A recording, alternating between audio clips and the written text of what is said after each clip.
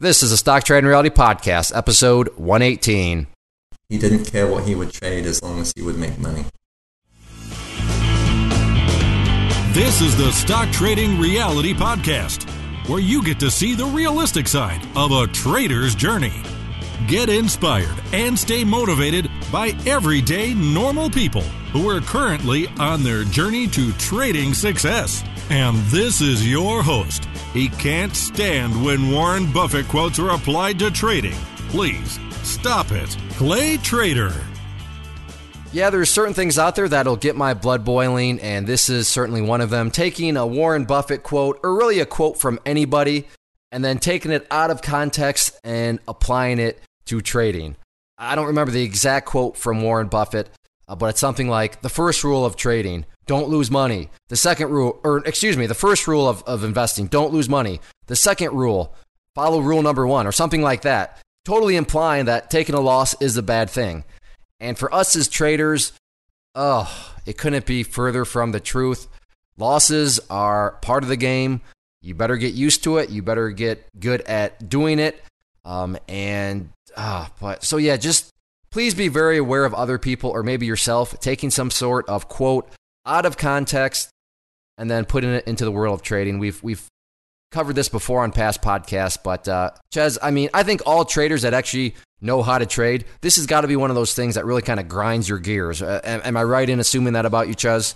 You took the quote out of my mouth in the sense of it couldn't grind my gears any harder than it does, because that's not how it works. And everyone reads it and they think that is like the gospel of trading and investing, and it couldn't be further from the truth. So yes, grinding my gears, it always grinds my gears when someone tries to throw that quote around, that's for sure. Yeah, and there's a lot of, don't get me wrong, Warren Buffett, the great guy, super smart. He's proven, no denying that, but that's not how he got where he got. That's not how it works. Warren Buffett has taken losses for sure, but that's also in a much different context. Investing versus trading, two, apples and oranges for sure. So I feel like we could have a whole podcast on this. We could maybe that's a future idea. We'll just pick quotes, and then me and you will just roast the quotes on why they're so bad. But that would probably. And then when Mr. Buffett hears the podcast, he'll agree to be a guest, and then he's just going to rip us a new one. It's going to be great. Yeah. You guys should stay tuned for that one. Or he'll just sue us into the Stone Age with his billions of dollars, and that's why ClayTrader.com disappeared, and it's just a picture of Warren with a thumbs up. Yeah, saying traders never lose, or whatever that quote is. Anyways, we don't want to do that, because we have a longtime community member. Stock Gambit is what he goes by, and as I say in the interview, if you've been a member for a while, or maybe not a while, he's been around a long time, and we actually discover how long he's been around. And yeah, he is not quite one of the first 300, but he is certainly back from the old school days when the site was getting underway, and when a lot of stuff was still evolving. Of course, things are always evolving, but way back then, he's been around for a while. I'll just leave it at that. He dropped some really solid knowledge, some really good points about his mental approach and about things on how he, approaches the market. And I don't want to spoil anything, so I'll just say stick around to the end. Lots of good stuff going on. A great movie scene we discuss that really pertains to trading in an interesting way. And he asked me a question that kind of catches me off guard, but it was a fantastic question and prompted a great discussion. So without further ado, let's hear about Stock Gambit and his journey. Gambit, welcome to the show. Thank you. Now, good to be here. Your real name is Stock Gambit in the chat room, but over the years, I've just come to know you as Gambit, so that's what I'm going to call you here. You're not going to take any offense to that, are you? No, Gambit's good. Okay, Gambit. And I'm trying to think. You've been around for, at least 2 years? When did do you remember when you signed off the top of your head? No, I went to the member sign-up page, March 26, 2014. Wow, so 3 years. You've been here 3 years. Yep. So it's about time we get you on here, and I know you're a pretty busy guy, so I appreciate you fitting us into your schedule here. And I'm happy to.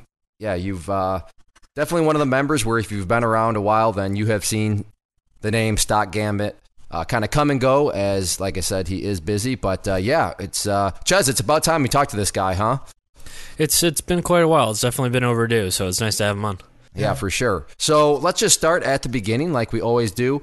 Where did you hear about the markets? Kind of what was your first, instance of, oh, so that's what the market is. And then what ultimately happened that kind of pushed you over the edge in the sense of, you know what, I want to get much more active within the markets. So it goes back to the very beginning. My parents were into this before I was born, so maybe from the womb. Is that a good answer? I don't know. You're a genius baby that understood the stock market at age, I don't know. In the womb, zero. They probably played baby Einstein for him. I think that's what they did. So yeah, my parents were into this from the beginning. So I sort of saw the market, but I didn't really know what was going on. I really had no interest, no understanding. They would look through newspapers. They would go to the Schwab office. I would see charts and I would see tickers, but I wouldn't really know what that was. Now, for context for listeners, what year is this? Is this like your childhood or something? Yeah. When I was growing up.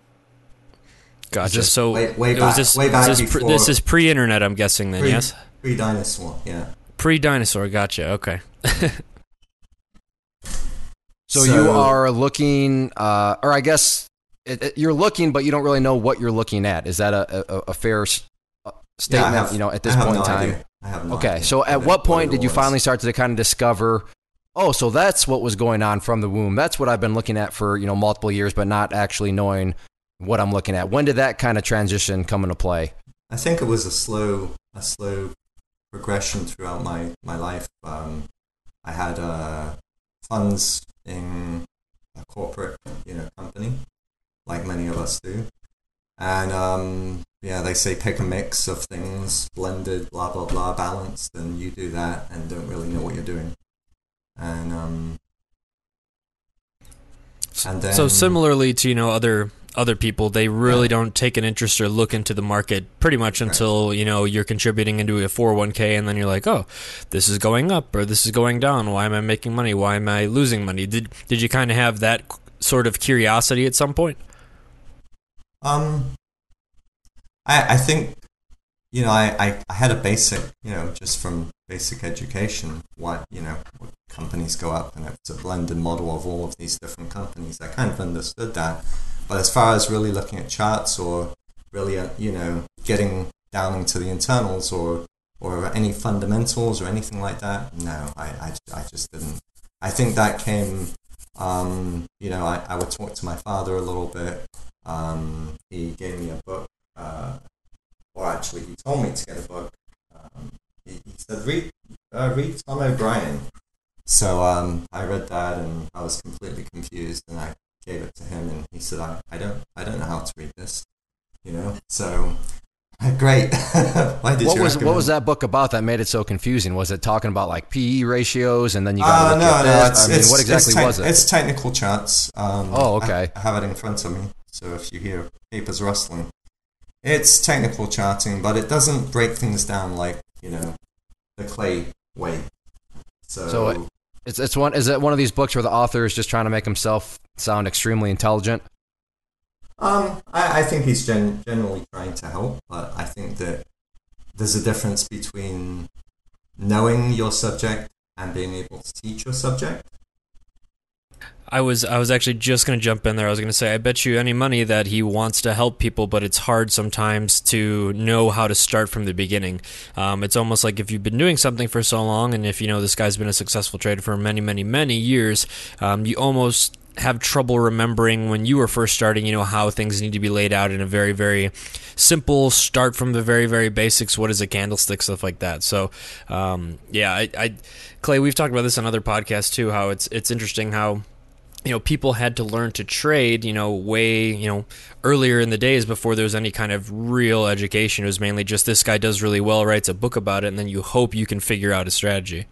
Yeah, I have no idea how people learned, back before the internet and stuff, just because, for us to learn as charts, really there are no excuses, and that's why Ches and I always harp on that, because, just pull up, get the internet, get your phone, and you can pull up a chart, like literally at your fingertips. But yeah, back in the day, like you said, Ches, when learning was just a book, and then, well, I want some more examples of charts. Well, I guess I either have to go buy another book or look in the newspaper, however that worked back in the day. So, but I like what you said there, Gambit.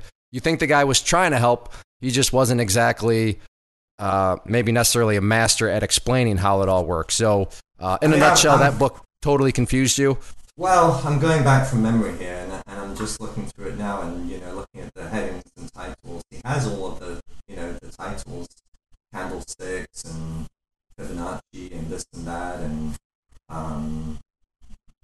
but yeah, maybe he didn't break it down in the way that you do. He didn't really explain it very well. I don't know, but it just didn't connect with me. Nothing against this guy Tom, but it didn't connect with me. And I was desperate to, I'd have to go into the other things of why I was really desperate to try to get some understanding of what was really going on with these stocks and how to profit. Because at the end of the day, it's about profiting, right? That's where I was coming from. So now you said your dad got you that book? He told me about the guy, and the guy's on the radio. Okay, so was your dad like into technical charts? This is kind of fascinating that your dad's the one that recommended, hey, check out this guy because he's into technical charts.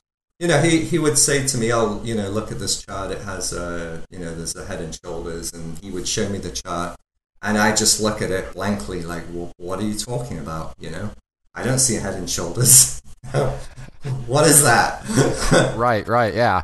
And let me get my flashcards real quick because I'm trying to memorize the 80 different patterns out there. But that's, Ches, I think I'm trying to rack my brain. I mean, we've had well over 100 episodes, but I don't know if we've ever had somebody's parent like, hey, check out charts. Usually people stumble across them on accident, but this was a blatant move on Gambit's dad's part to say, hey, check out charts. Can you think of anybody where this has happened before? This is pretty unique, I think. Yeah, I want to say it's pretty unique. I'm not sure if MR's family had any background in it because he started well young too. But I was going to say it's. I wish my dad threw a technical analysis book at me when I was younger. So, but yeah, I would say it's probably the first. Yeah, that's pretty cool. Let me clarify this. My father didn't throw this book at me when I was younger as a kid. I was interested when I was much older during the corporate years. And I was talking to him, and he said, "Oh, have you heard this guy? He's on the radio." And then I would listen, and and then we would talk about it, and we would talk about charting or whatever. He would start saying about head and shoulders, and he would say, "Listen to this guy." And I saw he had a book, or my father said he has a book, so I ordered it on our favorite Amazon.com, right? And that's kind of filling in the gap there. Cool. So it wasn't from a very young age that he introduced me to this. That would get into the personal side of my life, but it was much later during. I only can wish that that had happened at a younger age. But I guess that I had the foundations and the fundamentals, because I really didn't. But still, at the end of the day, is it safe to say that your dad kind of introduced you to the whole broad concept of charts as a whole? I don't know. I can't remember. Probably not. Possibly not. Well, anyways, Sorry. Moral of the story here, you are into charts and you read this book, a little bit confused. So what was kind of the next step that made you want to maybe unconfuse yourself, if that's the right word, and try to, learn charts a little bit better? I mean, were you actively at this time running Google searches looking for how to trade, or kind of what was your goal at this point in time in regards to what was your approach to the market? Did you just still want to invest? Did you want to get more active with trading? Kind of what was your outlook at that point in the journey? Thinking.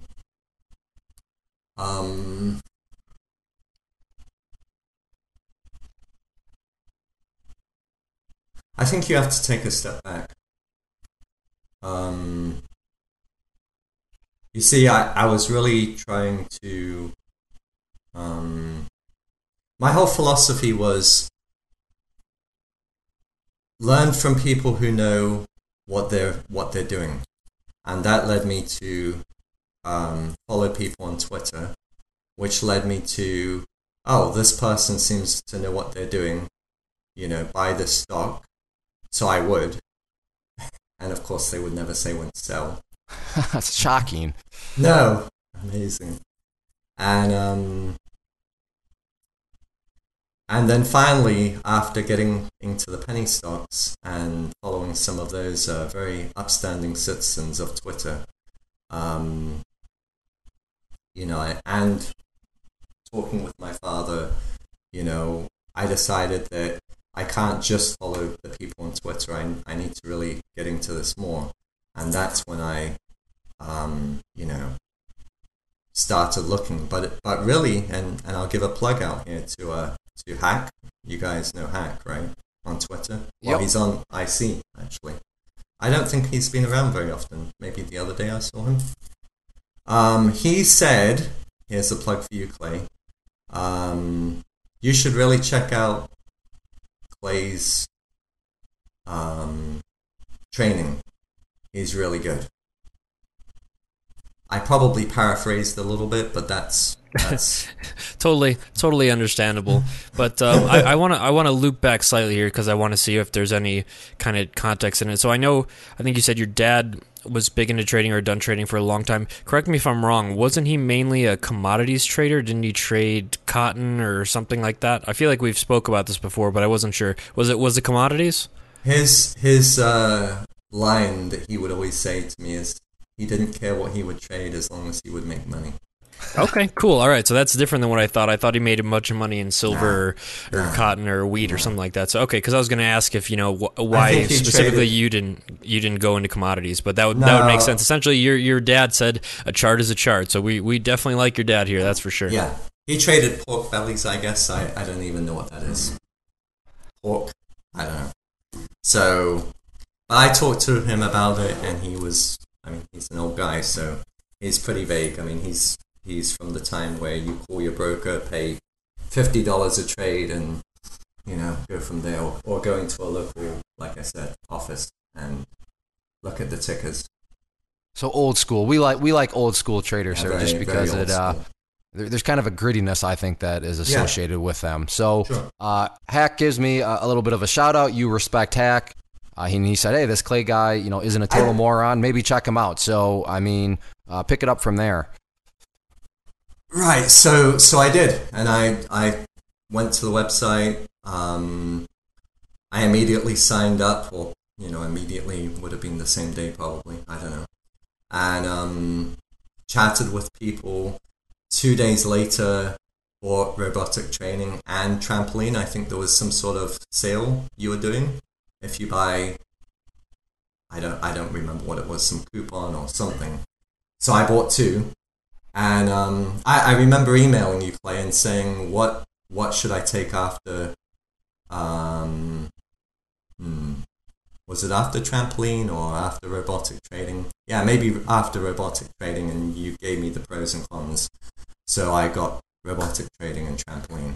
Your skill sharpening wasn't out then. So I was going to say, when you're asking it, that wasn't an option. Yeah, I was going to say, you're one of those people where I always give you kind of old school members, 3 years ago, a little bit of a pass, because nowadays people have it all at their fingertips. I mean, the program is laid out there for everybody, but you were one of those people that helped pioneer the program. Because many of the early members that Gambit falls into, that category, they're the ones that gave me the feedback. They're the ones that said, hey, what about this? Hey, what about that? And they've helped me form the Clay Trading University program that exists today. So, when people show up now kind of complaining, I'm like, you don't really have anything to complain about because you already have all the pieces in place. So, that's kind of a blast from the past when a lot of those things didn't even exist. This was a robotic training version 1. Yeah, and this is 1.0, yeah. 1.0. Which I kind of wish I still had, I really, I was very pleased with version 2. You really improved on it if that's possible, right? You took out things which probably weren't needed at that time, for basic understanding, and but still, maybe for cherished memories, I wish I had version 1. Yeah, I don't even. We probably have that thing laying around somewhere. I mean, either on CD. Now, I personally have it. It was a download. Was it? Do you guys have a hard copy of it, or was it digital at that point in time? I can't even remember. It was digital. It was a download. Okay. It was digital. You weren't mailing out DVDs at that time. Okay, yeah. So I'd had at least made a little bit of progress, but yeah, robotic trading 1.0. You know, RIP, I guess. But I don't know, Chaz. Maybe you can get Gambit a couple of videos or something, so he can go stroll back down memory lane. So you are going through the courses, Gambit, kind of, because not everything exists. Right. But what were you taking the courses and then trading at the same time? Kind of what was your philosophy in terms of the approach in regards to, educating and then also trading? Yeah, so understand that I had been trading all the time before I had gone to the inner circle. I had been trading even during the corporate America days, way back when just, I had the funds. They did or didn't work out. I was interested in some stocks, so I bought stocks and various things. So I've been trading all along. I had made money, I had lost money. Surprisingly, I did quite well in penny stocks, which of course made me think that, penny stocks and then the bullish market made me thought that I knew everything, right? What was I saying? What was the question? Essentially, we were asking what your trading was going like after you had kind of gone through the courses, but you had mentioned that you had been trading even before that, and just like you said. So I guess overall, you said you were making money, losing money. Were you breaking even at this time? Were you losing money? No, I was up. I was very happily up. That's pretty good, and that was when the penny stock market was just absolutely haywire, crazy. Right? That's when that's when the most popular room in the inner circle was the under $1 room, right? And that was actually the time I think I joined. I think a couple weeks after you, so we had kind of been around, and penny stocks are what personally got me involved. Right. As well here, but it's funny how when that dried up, did you continue trying to trade penny stocks at that time? Because once the opportunity started to dwindle away, it was very tough. You either caught the move right away or you got pretty much caught in a liquid stock. No, I think once I found the inner circle, one of the things that I was really looking for help because I had all of these penny stocks and I didn't know what the heck to do with them. Probably sell them would have been the correct response, but that wasn't something that came. Back then it was, well, what do you think of the stocks, right? I think you all remember that, and maybe it happens now. So, and of course, if you don't know what you don't know, then I went through robotic trading. As I was doing that, the penny stocks were kind of collapsing, so I got out of them all. So then after that, I didn't touch them. Because my idea with penny stocks was, well, it's like any other company, you buy and hold. Well, that doesn't happen. And once I realized that, of course, I didn't want to mess with that ever again. So I completely stepped away from the penny stock. But I was still trading other things. So I was going through robotic trading. I really wasn't paper trading. I was just, using smaller sizes and trading as normal. And learning. Now, did Penny Stock Survival Guide exist at this point? Did that have anything to do with you wanting to get out of penny stocks? Or I think that it came 2 weeks after I got out, something like that. And obviously that could have. Or it was during the time. I'm pretty sure it came out before the complete decimation of the volatility there, but at the same time, I remember watching it after the fact, essentially, and I was like, wow, I could have avoided a lot of pitfalls, but it's not uncommon, pretty much exactly what you said in the sense of, a lot of people just, if you bought Ford, you just kind of hang on to Ford. If you bought, pretty much any name, you would just hold, and if you go down, it goes down, and then it'll eventually come back up. But penny stock landscape is almost like a nuclear wasteland. Once the bomb goes off, unless some people have an interest in pumping it and dumping it, or they're getting into some hot market, it could pretty much just remain dormant for years. And there's still, do you actually have any of those positions still? Because I know a few members will randomly check in, and it had no bid for the many years, and you have none. You got rid of them all. No, and the real push for me not to ever touch them again was the penny stock survival guide. After going through that, it was very, revealing, and I had no interest. And if anyone goes through that course, you'll probably see why. Of course, Clay, you do show ways to, what's the phrase? Go through the path, right? How to win, I guess. How to not take advantage, but how to understand it and maneuver through penny stocks if you so choose. But they're just like you said. There's no liquidity. There's no, there are better vehicles. You nailed it on the head. That's exactly where I was heading. I was going to say, essentially, there's greener pastures out there, but if you are still willing to kind of trade penny stocks and you're dead set on that, there are definitely ways to kind of navigate it. But most members, and I mean, our chat room speaks for itself in the sense of just, how little alerts there are ever in there. People just found, like you said, essentially better vehicles to trade. So you go through penny stock survival guide, you decide you're not going to trade them anymore. What's the next step of trading look like for you? You're going to trade, common shares? Did you dive right into options when it was launched? Futures, Forex? Where were you heading? I did the robotic trading, and I was trading stocks. I think I had still, let's see. So I had a hot tip on Twitter about Ariad Pharmaceutical, and I had made some money on that. So I understood some basics, channel supports and all of that, and so I would just trade that all day long. It would go up, it would go down. I was speaking to Gator at the time, and we would just joke about bus stops, and those were the supports, right? So you would just get on, ride it up, and sell. So that was that, and once I had done that, I think the next thing I did was Forex, and that was before the options training or Forex courses were out, and I was actually mostly paper trading that, very very small size. I did trade very small sizes. We're talking, I think, a couple dollars I would make or a couple dollars I would lose. I was always concerned that, it would just crash. Something would crash. And then options basics came out, and Clay, you said, you typed, I don't know you actually said this, but you typed this. Why are you messing around with Forex? You should do basic options because you can limit your losses. And that struck home with me. I was only doing the majors, but still, shortly after that, I think you have some sort of mysterious knowledge, because shortly after that, the Swiss currency collapsed, and that caused all of those, what's the company in the US that was bankrupt almost, 200 million. FXCM. Oh yeah, FXCM. I remember that. What a disaster.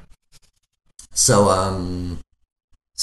that was that, and I just I really enjoyed Forex charts because they seem to be very technical. I know there are some algo trading going on, but for slightly longer time frames, the charts look to work, shall we say, more than especially penny stocks, right? But that's not even a fair comparison there. That's like, But even equities, I really, you could draw very simple lines. I like simple. So you could draw simple lines and see the price move to those lines, and then it would turn around and go in the other direction for days, months, years, right? And then it would stop and turn around. So, but not seeing volume, and that's a big thing. Without seeing the two key indicators, and also the concerns that you expressed and I had, I just stopped doing it. Gotcha. And I mean, so jumping around styles and doing things like that. I'm also guilty of it, but yeah, it usually takes somebody to kind of step in from the outside and say, hey, if you focus on one thing, you can kind of really, excel in it. What I forgot what the saying is, but essentially, master of all is a master of none, or something like that. I agree, but I also believe that you need to see what fits your style, what fits your, I completely agree. It's funny how your personality will essentially, I say it every single podcast, and I will say it continuously for every single podcast. No two people really trade the same. Your personality, I get it that you're supposed to be a robot and stuff like that, but you will naturally gravitate towards things that just work for you. Some people are very, very fast paced and are very good at day trading. Me personally, I thrive much more in kind of a swing trade setting. But yeah, there's no real way to know that until you do it. Obviously, we always recommend people do it on paper first, and like you said, you had kind of paper traded a ton of different stuff. So ultimately, where did you decide that you were going to focus your efforts? Actually, let me jump in real quick because I want to back up what Gambit says. I would fully agree that Forex charts probably are the most smooth charts. I mean, but when you stop and think about it, I mean, the Forex market is the most liquid market in the world. It's got the most volume. So that makes perfect sense. I mean, I would say that is not really an accurate opinion on Gambit's part. I'd say that's probably a fact that Forex charts, for that reason, are going to act very technical. I mean, now don't say, so that means that Forex is going to work for me. Well, no, because that would mean that you just weren't listening to the conversation we were having. You still got to find what works for you, but Gambit is by no means, way off the reservation or anything, in his observation that Forex charts probably are going to be smoothest. I know you've traded Forex, Ches. Would you agree? Do they act quite rationally? Yeah. I mean, I would totally agree. There's nothing really more to say about it. I would agree. Okay, so but again, don't go as a listener brand new. I'm going to rush into Forex. Oh, what's this 5,000 to 1 leverage mean? And then you're going to be living under a bridge. So because that's something you definitely have to pay attention to. Would you agree with that, Gambit? That is one of the kind of the pitfalls, if you will, of Forex trading is there's that leverage thing that can always come and bite you. Yeah, absolutely. That's why I said I was trading extremely small. I guess what are they called? Micro minis. Maybe I'm confusing them for something else, but I think at the end of this I made $100. I think I only ever lost $7, and even if the floor fell away, I probably wouldn't have lost much at all. So definitely leverage is the concern, and max loss is a concern. But like you said, it's what matches your level of comfort. I love how you said, well, that's why I said I was trading small. And for you listeners, trading small when you're first getting started, well, Gambit understood risk, and that's why people start off small. There's nothing. Now, some people out there would lead you to believe starting off small, that's weak. Get out of here. You're not a trader, blah, blah, blah. But the smart people, the wise people are going to start off small. So that's why he did it. He didn't do it because he's scared. He didn't do it because he didn't have the funds. He started off small because he understood risk that is associated with trading. And if you've been a even semi-long-term listener of the show, I'm sure you've heard of that word risk before.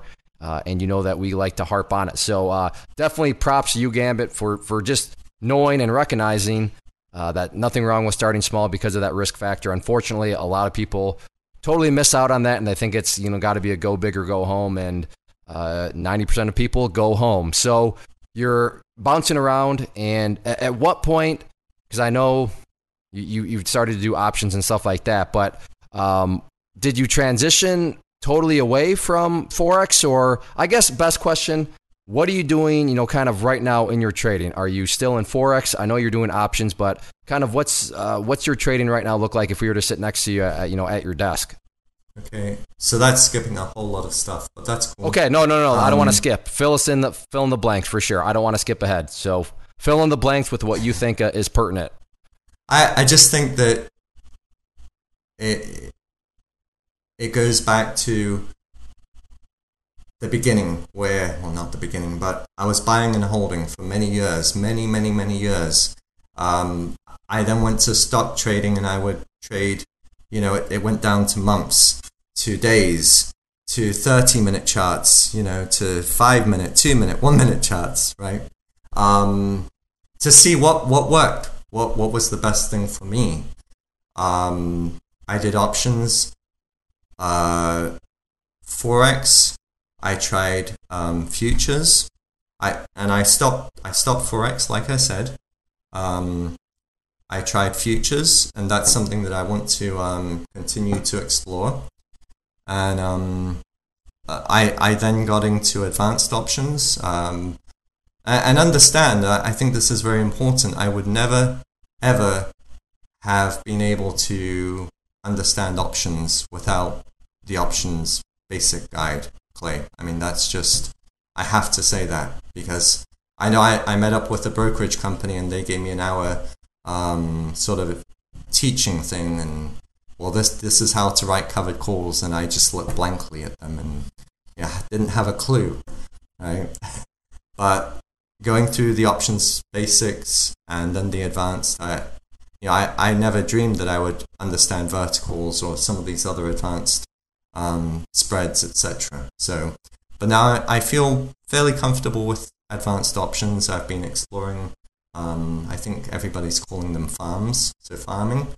And what else? Well, that's about it, really.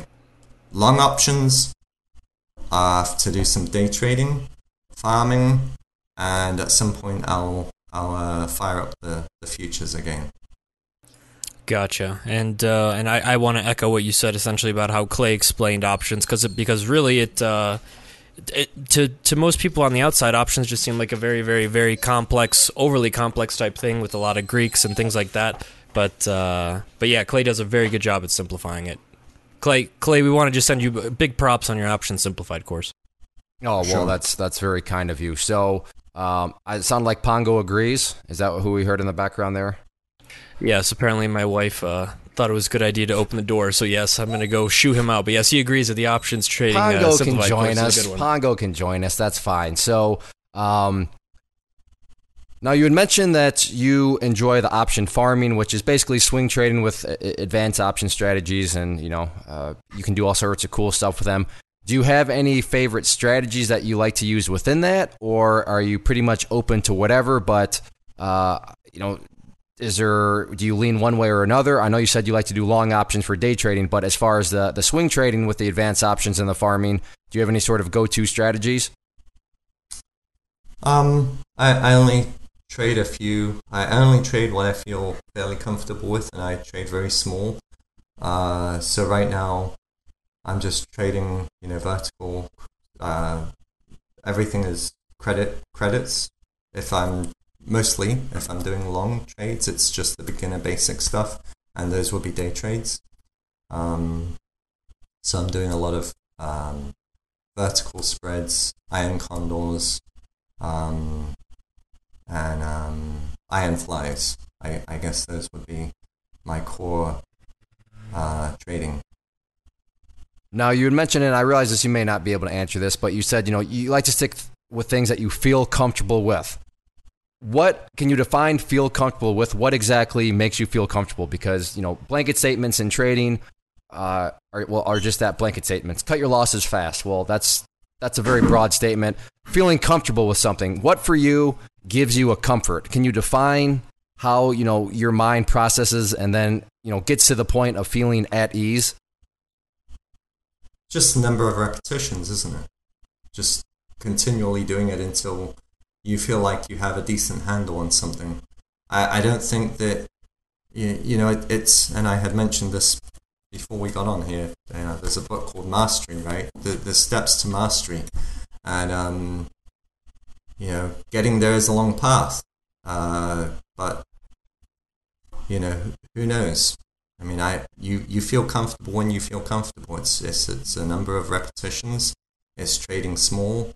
And it, it's not that I wouldn't trade other things. I would just trade even smaller if that's possible. I'm only trading one contract, so I can't trade half a contract. But you get the idea. I like that. It just, how do you get to that point of quote unquote feeling comfortable? How do you get your mind to be quote unquote at ease? Repetition. Basically a one-word answer for a question, but a good one-word answer. Sometimes one-word answers kind of like, but that case. Let me jump in here too, Clay, because Yeah, I want to bring please. up a good point, because this touches on right to my journey as well, in the sense of, I essentially set a timeline, and I said in 6 months I will have this all figured out, and this is how it goes.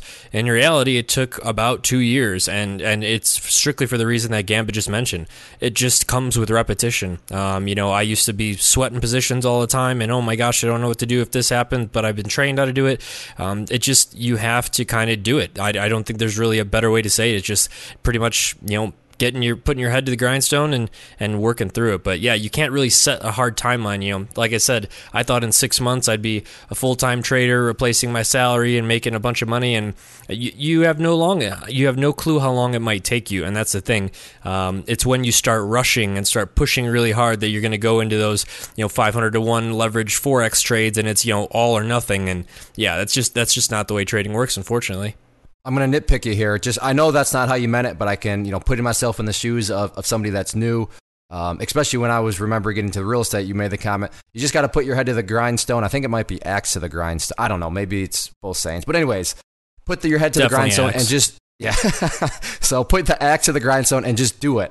Now, do it. Ches put an asterisk there. The asterisk is do it properly.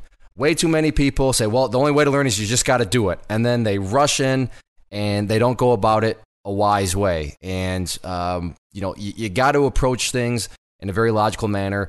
And, that's the one thing that trading taught me about real estate, was because I just went in and did trading and I got punched in the face. But at least with trading, the punches in the face are recoverable. But if I were to just have rushed into real estate and just done it, real estate, the numbers are a lot bigger. And if you're rushing in, it can literally wreck your life. It can throw your financial goals out the window for years when you're dealing with, properties and all that sort of stuff. So the one thing I definitely learned and why I wanted to just harp back and clarify is you just got to do it. Yes, that's true. You just have to do it. You got to put the axe to the grindstone, but you got to do it in a very safe. You have to do it in a very careful manner. And that's why I love hearing Gambit say, I'm just going small. I'm going small, because he's doing it, but he's doing it very, smartly and very, focused on risk. And, that's really the name of the game.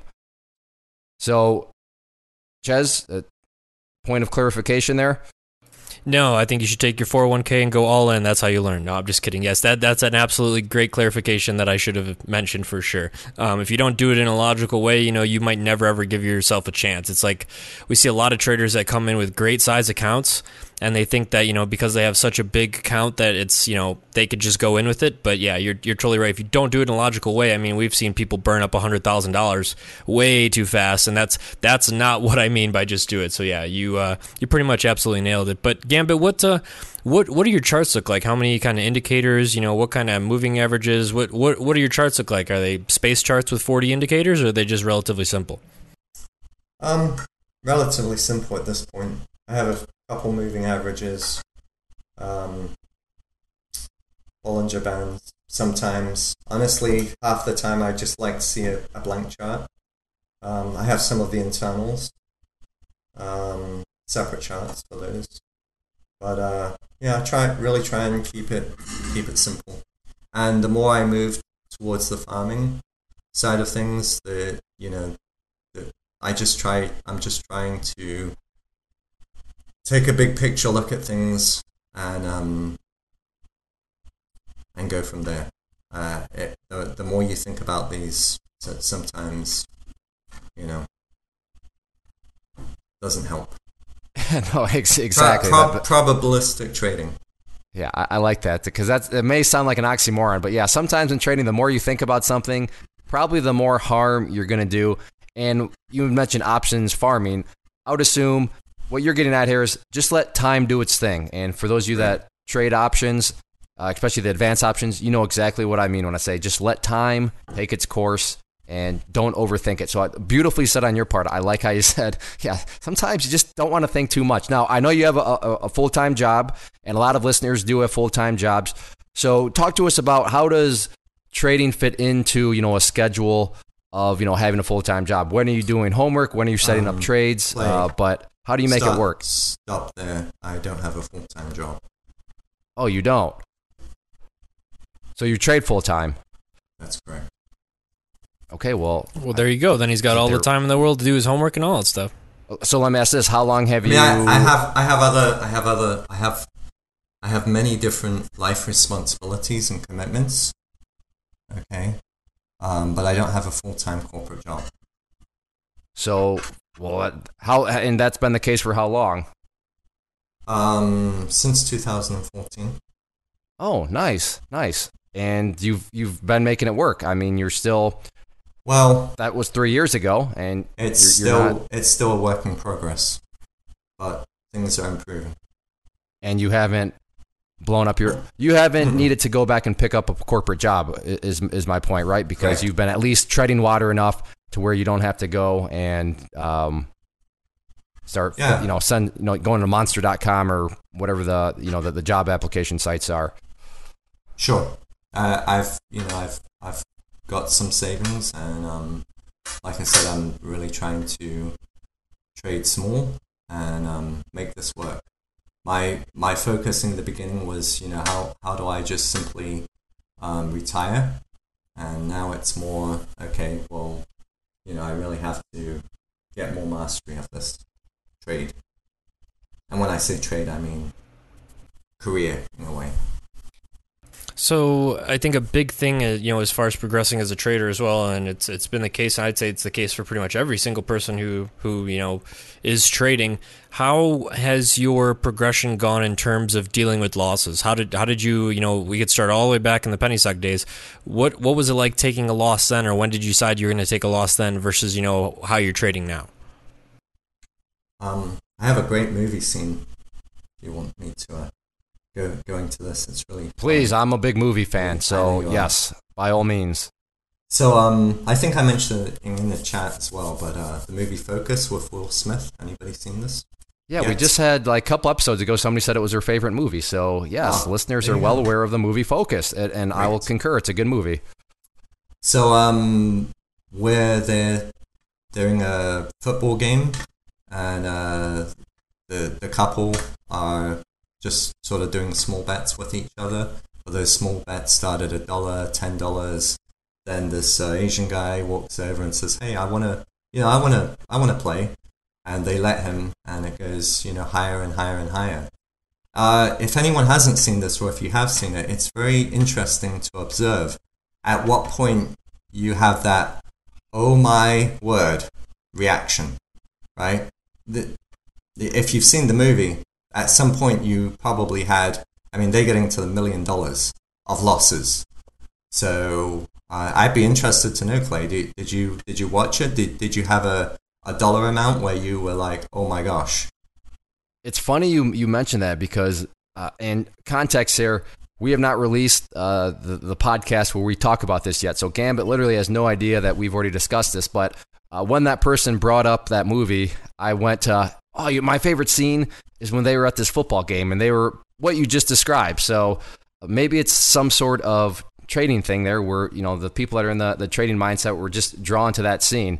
But as far as my pain point, I don't know. That's a good question. I'm kind of a cheapskate and I don't like to really, I understand losing's part of it, but and I just hate betting like that anyway, so I don't know. I'm one of those people. I'm a grumpy goose when I will never buy a lottery ticket. I get it.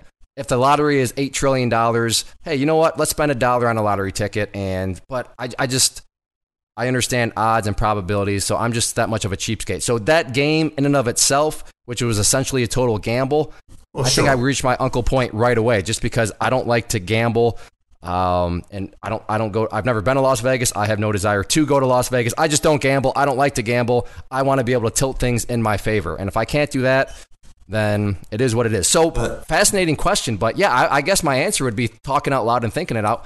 I think right from the get-go of just the game itself. The game itself is what had me, still super fascinating, but I don't like the premise of not being able to enter into a game without having some way to put things and leverage, on your side. But what about you? They did, right? That was the true. They did. They actually did have the probabilistic thing. What did he say? It was 56%. Yeah, that was more like market manipulation, though. I think I might argue. I don't know. Just like we having the real markets. I'm just yeah, kidding. they you're right. They did put odds in their favor, but it was pretty much a big con at the same time too. Sure. I mean, but Ches, have you seen that movie? So that's why I'm a little bit lost here. No, I have not seen the movie, but I am. my right. gosh, Ches, we can't ask you that question. I know you're the movie guy, but essentially, from what I'm gathering, is it when Gambit you had said that "oh my" moment? Is that like when you've gone too large or something like that, or things have gone almost spiraled to a size that you shouldn't be at? Looking at the movie, you sort of are put in that person's place and seeing how much this person's losing and saying, oh my gosh, at X amount, that becomes sort of the pain point, I can't imagine he's lost, whether it's $10 or $1,000, or you'll have to watch the movie. Now you'll have to watch the movie. No, I definitely have to, because it's going to be such a talking point with all the traders we interview in the future too. Right. Yeah, and that's finding your pain point within the Clay Trading University case studies. In fact, I think it's the most recent video I've done. It's how to find your personal risk tolerance. There you go. And essentially, that's exactly no, it's not go to a football game and then create it. But yeah, that's what Gambit is explaining is how do you find your quote unquote oh my point where it's that would really suck. For all listeners, if I told you, you know what, you could lose 75 cents on this trade, I would assume most people are like, yeah, I don't care. In that situation, then you're going to be able to manage the trade just fine. You're going to be able to focus just fine. I could say, you know what, you might lose $75. You may be saying, whatever, that's fine. I could say 175, but at some point you're going to think, holy crap. No. And right there, that's how you start to transition into, finding your pain point. So have you found your pain point now, Gambit? I guess, is that, what's kind of changed over, the course of time when you've been trading, or are you still trying to locate exactly where that quote unquote, oh my point is at? I think, the penny stocks kind of helped me with that. Yes, as they do for many, for sure. And so I think I think also somebody said that if one person's everybody has their own pain point basically. So and not just that, but that can be expanded. Meaning, as long as your risk versus reward and all of the other parameters are well defined, right? I mean, look at MR. His trading pain point is probably a lot higher than many other people, right? Yeah, good point. Well said. But that doesn't mean he's doing something silly. He's got a very well defined plan. So, but even with the well defined plan, if person Y were to take that well defined plan and trade with the amount of money he does, their pain point would probably be exceeded, right? So I think it's not just about having a pain point, but it's about how do you basically increase that? How do you and it's again the repetition, the number of occurrences, the starting small and then working up, right? While still having the good trade plans and everything else. Well said. Dropping mics over here, Ches. Yeah, I was going to say that's pretty much sums it up. I don't think there's a better way to even put it, but yeah, you absolutely nailed it. But Gambit, I just want to thank you for being a guest today. It's been a pleasure talking with you, but I do know the real reason you did decide to come onto the podcast was so that you could borrow my time machine. So Absolutely. If I lent that to you, what's one piece of advice you'd give yourself, and you can pick from whatever time frame of your life? I mean, personally, for myself, I would have closed those penny stocks when they were doing well and not waited for the crash. I still made out, but that's what I would do. I think more importantly though, I would have studied charts. I probably would have CTU wasn't around, was it? So, but with my time machine, I could have also brought Clay with me. I could have had CTU, right? I would have learned this stuff and really, being able to do a lot better. Well, there you go. That's, I do. That's why I'm grumpy towards people that are just showing up right now, because you have it all at your feet. Because what Gambit just described, the earlier members just didn't have it all. So I'm definitely a crusty old guy when it comes to, oh, well, what about? No, it's all right there. The program's right there. You can either take it or you don't have to take it. But I'm not going to go off on that tangent again. So 3 words here, Gambit. And these 3 words need to be what you would associate with good, solid, disciplined trader. So what would the 3 words be for that? I haven't thought of anything. Well, you got some time right now to put on your thinking cap here. I should have been more prepared. Well, you seem to be pretty quick on your feet, so I have full confidence that. And it could be like overarching things. It doesn't have to be just to that. Because I always say that there's so many parallels between the 3 words people say regarding trading and just life in general. So, yeah, take your time. You're good. I would say small for one of yours. Because you like. Yeah. Small. Another concept here that I think. What's that? Methodical. Oh, I was just going to say that. Deja vu right there. That's exactly what I was going to say. Small, methodical, and I'm going to say persistent because I would say you over time, it's just all about repetition. Or maybe repetition would be a better word. I kind of like persistent. Persistent. I was going to bring up persistent during this. You have to stick to your guns even if others, feel that what you're doing is, whatever that negative thing is, gambling or, whatever they come to you and say, well, this isn't working or this is, blah, blah, blah. If you believe that this is something you should be doing and that it's right for you, there are many great speeches out there by people smarter than me that talk about this, right?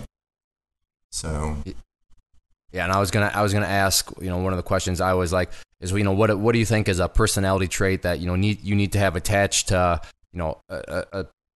a person that wants to do trading? What sort of personality characteristics? And you nailed it. Persistence is definitely one of them for sure. Because without persistence, without passion, this stuff is just. It's not going to work out. So, yeah. Are you now? Maybe we already know this first question, but are you ready for some fun questions now? I hope so. Well, okay. Maybe I already know the answer to this, but what is your favorite movie? It really isn't Focus. No. I'm just going to have to go with a silly one right now. Shrek the Third, the Pinocchio scene. That's Clay, is that the one where he's I'm not wearing girls' underwear and then his nose keeps growing, or is that a different one? The double negatives. Oh, okay. So I must not have seen that. I just remember the one where like he's in the well or whatever, and there's a lot of good scenes with the Pinocchio one because they play it into the comedy so well. But that's definitely a funny scene for sure. But what would you say is your favorite meal and dessert? Ice cream and fries. Ice cream and fries? It's kind of a joke. But yeah, I like pretty much everything. Well, I was going to say, I'm a big fan of the Frosties from Wendy's, and then you dip the fry into the Frosties. I was just going to mention that. That's something that was totally what we did when I was younger. But that's exactly where my brain went with that one. Yeah, sometimes I feel like that was maybe like a Midwest thing for us, Ches, but I don't know if that's accurate. I don't know. If you live outside the Midwest, have you ever heard of dipping your fries in a Wendy's shake? Leave it in the comments. Let us know, and so we can stay educated. Delicious. It is delicious. If you've never done it, I would highly recommend it. And then finally, what sort of hobbies? What do you like to do outside of the market? I think the market is my hobby. That's a fair point. So that would imply that you got a passion right there. Yeah, absolutely. So I guess we already asked. Usually we ask the three word question right now, but we already asked it, didn't we, Ches? Yeah, you kind of jumped ahead, so I'm going to have to give you another refresher course on how we conduct these podcasts before I do a hostile takeover. Yeah, that would be very much appreciated. Well, Gambit, in all seriousness, you've been a great staple of the community. Always good to see your name pop up in the chat room. You've been around a long time, and like I said at the start, if you've been around for a while, without question, you know who Stock Gambit is. You've seen the name. So I appreciate you finally making some time in your schedule and talking to us, and hopefully you'd be willing to come back again at some point in the future. Absolutely. Look forward to it. Excellent. For those of you listening, for our listeners out there, a couple final requests before we part ways. I'm stumbling over my words because I'm not going to lie. CPN right now is running like a beast, and I'm deciding, should I try to fade this thing or not? So I should probably have just shut down my platform. But man, this is a good looking trade right now. But anyways, for you listeners out there, if you're listening on YouTube, make sure to check out the rest of the channel. Hopefully you decide to subscribe. Lots of other videos and such.